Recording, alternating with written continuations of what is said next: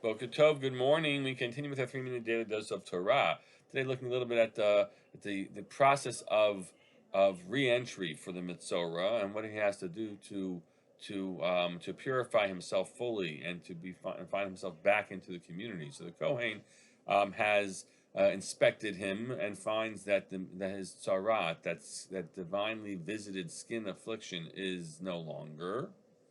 And having determined that, the process begins, and it involves a number of different things. It'll involve two birds. Rashi right away jumps on the two birds, quoting the Midrash, that two birds are chosen because birds chirp, and Lashon Hara is about just chirping. We talked about that last week, about the way we speak and its relationship to all of this. And then there's a pure and the sprinkling and mikvah that's involved, and along with that, there are other sacrifices that are brought by the Metzora, and there are a few animals that he has to bring. And then the Torah, in an unusual way, adds in Pasuk Chaf Aleph, the next section, the Imdalhu, the Ein Yado Maseged. Dal means a person somehow is down and out, or has is weakened and struggling.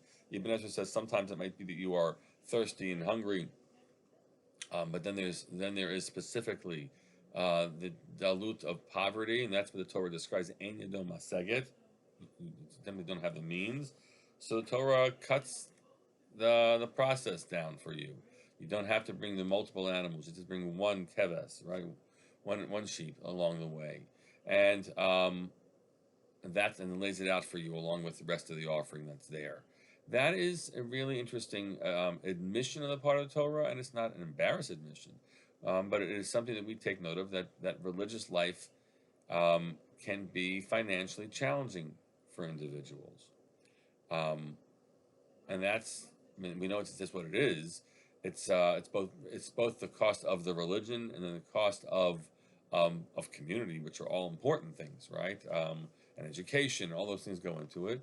And the Torah then wants to make clear that we don't want the Jew who is incapable of of going through all the process. In this case, he's not an innocent Jew. He just did a bunch of errors that brought him to have the punishment. But that's neither here nor there in the end, right?